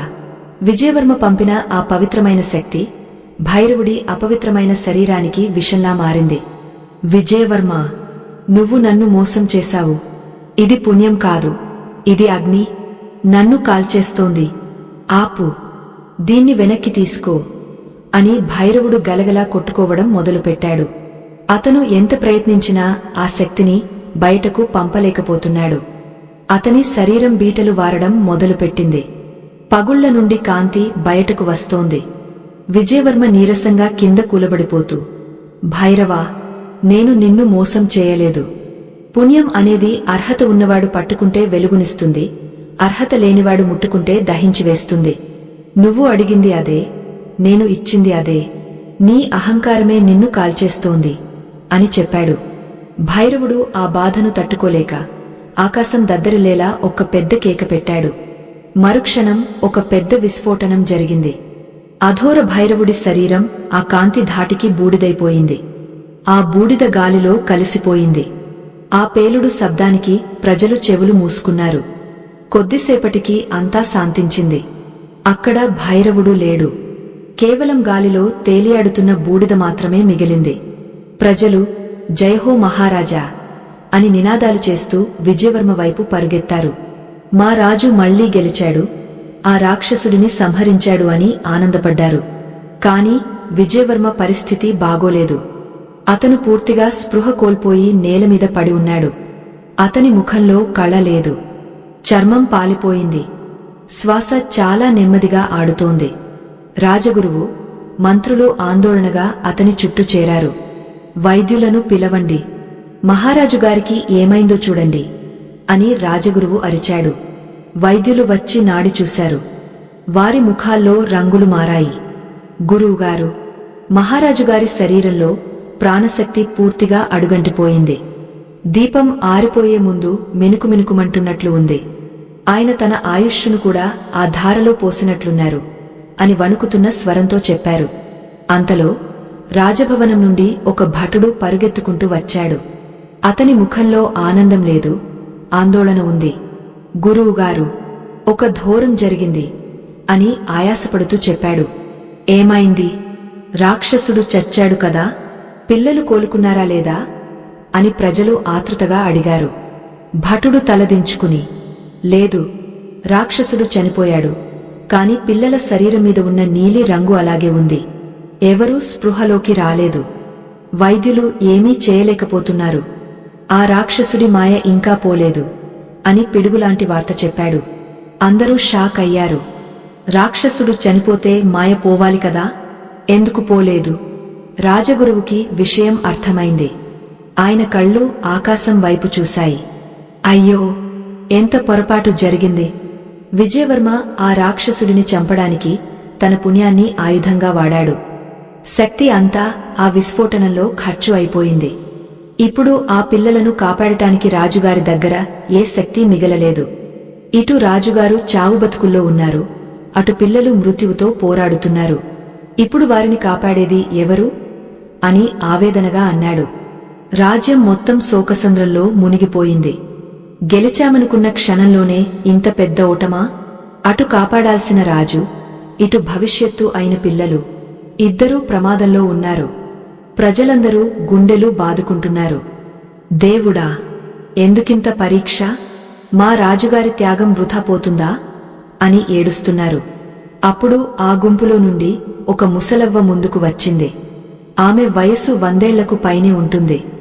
ఆమె నడుము వంగపోయింది, చేతిలో కర్ర ఉంది. ఆమె పేరు గౌరమ్మ. ఆమె అంటే ఆ ఊరిలో అందరికీ గౌరవం. ఆమె నేరుగా విజయవర్మ పడుకున్న చోటికి వచ్చింది. ఏడుపు ఆపండి అని ఆమె గట్టిగా అరిచింది. ఆమె గొంతులో ఉన్న గంభీర్యానికి అందరూ నిశ్శబ్దమయ్యారు. మనం ఇన్నాళ్లు రాజుగారు పెట్టిన అన్నం తిన్నాం. ఆయన పాలనలో సుఖంగా ఉన్నాం. ఆయన మనకోసం సర్వస్వం ధారపోశారు. ఇప్పుడు ఆయన పడిపోయాడు. మరి మనం ఏం చేస్తున్నాం? కేవలం ఏడుస్తున్నాం. ఇది కాదు మనం చేయాల్సింది. బ్రహ్మదేవుడు చెప్పిన రహస్యాలు కేవలం రాజుగారి కోసమేనా? మనకు వర్తించవా అని ప్రశ్నించింది. ప్రజలు అర్థం కానట్లు చూశారు. గౌరమ్మ కొనసాగించింది. రాజుగారు 3 రహస్యాలు పాటించి పుణ్యం సంపాదించారు. ఆ పుణ్యంతో రాక్షసుడిని చంపారు. ఇప్పుడు ఆయన ఖాళీ అయ్యారు. కాని మనందరి దగ్గర కొద్దో గొప్పో పుణ్యముంది కదా. మనమందరం రాజుగారి బాటలో నడిచాం కదా. ఇప్పుడు మనమందరం మన పుణ్యాన్ని రాజుగారికి, ఆ పిల్లలకు ధారపోస్తే ఒక మనిషి పుణ్యం ఆరిపోవచ్చు. కాని లక్షల మంది సంకల్పం కలిస్తే అది సముద్రం అవుతుంది. అప్పుడు మృత్యువు కూడా వెనక్కి వెళ్లాల్సిందే అని చెప్పింది. ఆ మాట వినగానే ప్రజల్లో ఒక కొత్త ఆశ చిగురించింది. అవును కదా, రాజుగారు నేర్పింది ఇదే కదా. నేను సిద్ధం. నా ప్రాణం పోయినా పర్లేదు, రాజుగారు బతకాలి అని ఒక యువకుడు ముందుకు వచ్చాడు. నేను సిద్ధం. నా పిల్లల కోసం నా పుణ్యం ఇస్తాను అని ఒక తల్లి వచ్చింది. అలా ఒక్కొక్కరు కాదు, 100 మంది, 1000 మంది ముందుకు వచ్చారు. రాజగురువు కళ్లలో నీళ్లు తిరిగాయి. అద్భుతం! ఇదే నిజమైన రామరాజ్యం అంటే. రాజు కోసం ప్రజలు, ప్రజల కోసం రాజు తపించే రాజ్యం ఎప్పటికీ నశించదు. వెంటనే అందరూ కూర్చోండి, సామూహిక సంకల్పం చేద్దాం అని ఆదేశించాడు. అందరూ కళ్ళు మూసుకున్నారు. లక్షలాది గొంతులు ఒక్కసారిగా ఓంకార నాదం చేశాయి. అదొక అద్భుతమైన దృశ్యం. ఆకాశంలోని దేవతలు కూడా ఆశ్చర్యంగా చూస్తున్నారు. కాని ఇక్కడే ఒక చిన్న సమస్య వచ్చింది. సామూహికంగా పుణ్యాన్ని ధారపోయడం అంత సులభం కాదు. దానికి ఒక సరైన మార్గనిర్దేశం, ఒక బలమైన మాధ్యమం కావాలి. అందరి శక్తిని స్వీకరించి దాన్ని విజయవర్మలోకి మరియు పిల్లల్లోకి పంపగలిగే శక్తి ఒక్క రాజగురువుకే సాధ్యం కాదు. అప్పుడు యజ్ఞగుండం నుండి ఆరిపోయిన బూడిదలో నుండి ఒక చిన్న మొక్క మొలవడం అందరూ గమనించారు. అది సామాన్యమైన మొక్క కాదు. అది బంగారు వర్ణంలో ఉంది. క్షణాల్లో అది పెరిగా పెద్దదవుతోంది. దానికి 3 కొమ్మలు వచ్చాయి. ఆ 3 కొమ్మలకు 3 విచిత్రమైన పువ్వులు పూసాయి. రాజగురువు ఆ చెట్టును చూడగానే గుర్తుపట్టాడు. అది పురాణాల్లో మాత్రమే వినిపించే కల్పవృక్షం యొక్క అంశ. అది అక్కడ ఎందుకు మొలిచింది? ఆ 3 పువ్వులు వేటిని సూచిస్తున్నాయి? రాజగురువుకి అర్థమైంది. ఇది బ్రహ్మదేవుడు పంపిన సంకేతం. ఆ 3 పువ్వులు బ్రహ్మ చెప్పిన 3 రహస్యాలకు ప్రతీకలు. ఇప్పుడు ప్రజలు తమ సంకల్పాన్ని ఆ చెట్టు ద్వారానే రాజుగారికి అందించాలి. కాని ఆ చెట్టును తాకాలంటే ఒక అర్హత ఉండాలి. ఎవరైతే తమ జీవితంలో ఆ 3 రహస్యాలను కాలం, వాక్కు, దానం ఏ ఒక్కరోజు తప్పకుండా పాటించారో వారు మాత్రమే ఆ చెట్టును తాకితే ఈ ప్రక్రియ పూర్తవుతుంది. లేదంటే ఆ చెట్టు మాయమైపోతుంది. రాజ్యంలో లక్షల మంది ఉన్నా ఒక్కరోజు కూడా తప్పకుండా పాటించిన వారు ఎవరైనా ఉంటారా? మనుషులన్నాక తప్పులు చేస్తారు, బద్ధకిస్తారు, అబద్ధాలు ఆడతారు. కనీసం ఒక్కరైనా దొరుకుతారా? రాజగురువు అందరి వైపు చూశాడు. ఎవరు ముందుకు రావడం లేదు. అందరికీ భయమే. నేను ఏదో ఒకరోజు అబద్ధమాడాను, నేను ఒకరోజు ఆలస్యంగా లేచాను అని సంకోచిస్తున్నారు. సమయం మించిపోతోంది. విజయవర్మ శ్వాస ఆగపోయేలా ఉంది. ఆ చెట్టు కాంతి తగ్గపోతోంది. సరిగా అప్పుడు ఆ గుంపులో నుండి ఒక చిన్న పిల్లవాడు, 7 ఏళ్ల బాలుడు ధైర్యంగా ముందుకు వచ్చాడు. అతని బట్టలు మాసిపోయి ఉన్నాయి. అతను ఒక అనాథ. గురువుగారు, నేను ఆ చెట్టును తాకవచ్చా అని అమాయకంగా అడిగాడు. అందరూ నవ్వాలా ఏడవాలా తెలియని స్థితిలో ఉన్నారు. ఈ చిన్న పిల్లవాడు ఆ 3 రహస్యాలను ఏం పాటించి ఉంటాడు? అసలు వాడికి ఆ రహస్యాలు తెలుసా? రాజగురువు: నాయనా, ఇది ఆట కాదు. నువ్వు పొరపాటు చేస్తే చెట్టు మాయమైపోతుంది. రాజుగారు చనిపోతారు అని హెచ్చరించాడు. ఆ పిల్లవాడు నవ్వి, రాజుగారు చెప్పినప్పటి నుండి నేను రోజూ సూర్యుడు రాకముందే లేచి గుడిని ఊడుస్తున్నాను. కాలం. నేను ఎవరినీ తిట్టలేదు. దేవుడి పాటలే పాడుకుంటాను. వాక్కు. నాకు దొరికిన అన్నంలో సగం ఆవుకి పెట్టకుండా నేను తినలేదు. దానం. నాకు అమ్మ నాన్న లేరు. ఆ బ్రహ్మదేవుడే నాకు అన్నీ అని మీరు చెప్పారు కదా, అందుకే ఆయన చెప్పిన మాట విన్నాను అని చెప్పాడు. ఆ మాటలు విని ఆశ్చర్యపోవడం రాజగురువు వంతైంది. పండితులు, పెద్దలు చేయలేని పనిని ఒక అనాథ బాలుడు నిష్కల్మషమైన మనసుతో చేశాడా? వెళ్ళు నాయనా, తాకు. నువ్వే ఈ రాజ్యాన్ని కాపాడే దైవ స్వరూపానివి అని గురువుగారు కన్నీళ్లతో చెప్పారు. ఆ బాలుడు మెల్లగా నడుచుకుంటూ వెళ్లి ఆ బంగారు చెట్టు కాండమీద తన చిట్టి చేతిని వేశాడు. మరుక్షణం ఏం జరిగింది? ఆ చెట్టు నుండి వచ్చిన శక్తి ప్రవాహం ఎలా ఉంటుంది? విజయవర్మ బతుకుతాడా? ఆ 3 రహస్యాలు ఆ బాలుడి ద్వారా లోకానికి చాటి చెప్పే అంతిమ సత్యమేమిటి? బ్రహ్మదేవుడు స్వయంగా దిగవస్తాడా? ఈ అద్భుతమైన కథకు ముగింపు మరియు బ్రహ్మదేవుడు చెప్పిన ఆ 3 రహస్యాల యొక్క పూర్తి సారాంశం ఎలా ఉండబోతోంది? ఆ చిన్నారి బాలుడు, ఆ 7 ఏళ్ల అనాథ, నిర్భయంగా ఆ బంగారు కాండం మీద తన చిట్టి చేతిని ఉంచాడు. ఆ బాలుడి కళ్లలో ఎలాంటి స్వార్థం లేదు. కేవలం నిష్కల్మషమైన ప్రేమ, రాజు పట్ల అపారమైన భక్తి మాత్రమే ఉంది. అతను ఆ చెట్టును తాకగానే ఒక అద్భుతం జరిగింది. ఆ బంగారు కల్పవృక్షం ఒక్కసారిగా సూర్య తేజస్సుతో వెలిగిపోయింది. ఆ వెలుగుకు మనుషులందరూ కళ్ళు మూసుకున్నారు. ఆ కాంతి శక్తి బాలుడి నిష్కపటమైన సంకల్పాన్ని వాహకంగా చేసుకుని ఆ లక్షలాది మంది ప్రజల సామూహిక ధర్మశక్తిని స్వీకరించింది. ఆ కాంతి 2 శక్తివంతమైన ప్రవాహాలుగా విడిపోయింది. ఒక ప్రవాహం నేరుగా విజయవర్మ శరీరం మీదకు వచ్చి పడింది. ఇంకొక ప్రవాహం ఆ వ్యాధిగ్రస్తులైన పిల్లలందరి మీద వర్షంలా కురిసింది. ఆ కాంతి రాజును తాకగానే అతని పాలిపోయిన చర్మానికి రంగు వచ్చింది. ఆగిపోయినట్లున్న అతని శ్వాస వేగం పెరిగింది.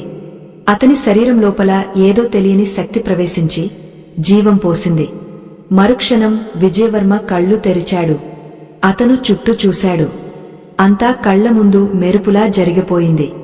మరోవైపు ఆ పిల్లల మీద ఆ కాంతి ప్రవాహం పడగానే వారి శరీరాల మీద కమ్ముకున్న నీలి రంగుపొర మాయమైపోయింది. ఆ వ్యాధి లక్షణాలు తొలగిపోయాయి. ఒక్కొక్కరుగా స్పృహలోకి రావడం మొదలుపెట్టారు. కళ్ళు తెరిచి నవ్వడం మొదలుపెట్టారు. ఆనందంతో తల్లులందరూ హాహాకారాలు చేశారు. ఇది విజయం కాదు, ఇది సామూహిక త్యాగం, సామూహిక ధర్మం సాధించిన విజయం. విజయవర్మ కష్టంగా లేచి నిలబడ్డాడు. అతని కళ్లలో ఇప్పుడు కేవలం జ్ఞానం, పశ్చాత్తాపం, అపారమైన ప్రేమ మాత్రమే కనిపిస్తున్నాయి. అతను రాజగురువును చూసి చిరునవ్వు నవ్వాడు. గురువుగారు, నేనిప్పుడు సంపూర్ణంగా అర్థం చేసుకున్నాను. ఆ కాలపురుషుడు బ్రహ్మదేవుడు చెప్పిన 3 రహస్యాలకు ఉన్న అసలైన అర్థాన్ని ఇప్పుడు తెలుసుకున్నాను అన్నాడు. విజయవర్మ వెంటనే ఆ బంగారు చెట్టు దగ్గరకు నడిచాడు. ఆ అనాథ బాలుడు ఇంకా ఆ చెట్టును పట్టుకునే ఉన్నాడు. విజయవర్మ ఆ బాలుడిని ఎత్తుకుని గుండెలకి హత్తుకున్నాడు. నాయనా, నా ప్రజలను, నన్ను రక్షించింది నువ్వు. నువ్వు మాకు దేవుడితో సమానం. నీ నిష్కల్మషమైన ఆచరణే ఈరోజు ఈ మహాయజ్ఞాన్ని పూర్తి చేసింది అని చెప్పాడు. ఆ చెట్టుపై ఉన్న 3 కొమ్మలు, 3 రంగుల పువ్వులు, జ్ఞానం, కర్మ, భక్తికి ప్రతీకలు కూడా మెల్లగా వాడిపోతూ గాలిలో మాయమయ్యాయి. ఆ చెట్టు మొలిచిన చోట కేవలం పవిత్రమైన బూడిద మిగిలింది. అప్పుడు విజయవర్మ ప్రజల వైపు తిరిగి నిలబడ్డాడు. అతని గొంతులో అనంతమైన శక్తి, ప్రశాంతత ఉన్నాయి. ప్రజలారా, మీరంతా శ్రద్ధగా వినండి. ఈరోజు బ్రహ్మదేవుడు మనందరికీ అంతిమ రహస్యాన్ని బోధించాడు. ఆయన చెప్పిన 3 రహస్యాలను మనం సాధారణంగా అనుకు. బ్రహ్మదేవుడు చెప్పిన 3 రహస్యాలు, లోతైన అర్థం. 1. కాలం, సంకల్పం, సమయపాలన కాదు, ధార్మిక సంకల్పం. మొదటి రహస్యం కేవలం బ్రహ్మ ముహూర్తంలో లేవడమే కాదు, బ్రహ్మదేవుడు ఆ సమయంలో దైవశక్తిని పంపుతాడు. ఆ శక్తిని స్వీకరించి ఆ రోజు చేయబోయే పనులో నిస్వార్థ సంకల్పాన్ని జొప్పించాలి. అంటే ఈ రోజు నేను నా కడుపు నింపుకోవడమే కాదు 10 మందికి సహాయం చేస్తాను అని గట్టిగా అనుకోవాలి. మన అదృష్టాన్ని నిర్ణయించేది కాలం కాదు, కాలంలో మనం తీసుకునే ప్రతి ధార్మిక సంకల్పమే అని అర్థం చేసుకోవాలి. మనల్ని మనం మెరుగుపరుచుకోవాలనే ఆశయం లేని జీవితం వృథా అని ఈ చిన్న బాలుడు ప్రతిరోజు పూజారి కంటే ముందే లేచి పవిత్రమైన సంకల్పంతో సేవ చేయడం ద్వారా నిరూపించాడు. 2 వాక్కు సంకల్పం మాటను మంత్రంగా మార్చడం. 2వ రహస్యం కేవలం అబద్ధాలు ఆడకుండా ఉండటం కాదు. నీ నోటి నుండి వచ్చే ప్రతి మాట పవిత్రమైన శక్తిని కలిగి ఉండాలి. నువ్వు కష్టంలో ఉన్నా సరే, నేను ఈ కష్టాన్ని అధిగమించగలను, నాకు అంతా మంచి జరుగుతుంది అని నీకే నువ్వు ధైర్యం చెప్పుకోవడం ముఖ్యమైన విషయం.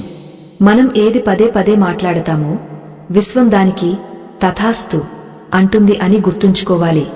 ఈ బాలుడు తన అనాథ జీవితంలో ఒక్కసారి నిరాశ పడలేదు, అందరినీ దీవించాడు. అదేవిధంగా మనం ఎదుటివారిని తిట్టడం లేదా నిందించడం మానేసి వారిని శుభవాక్కులతో దీవిస్తే ఆ వాక్కులు మనకు తిరిగా అనంతమైన పుణ్యాన్ని తెచ్చిపెడతాయి. 3 దానం, త్యాగం, పుణ్యాన్ని కూడా పంచడం. 3వ రహస్యం కేవలం అన్నదానం లేదా ధనదానం చేయడం కాదు, అది సర్వత్యాగం. అఘోర భైరవుడికి నా పుణ్యం దానం చేయాల్సి వచ్చినప్పుడు నేను భయపడ్డాను.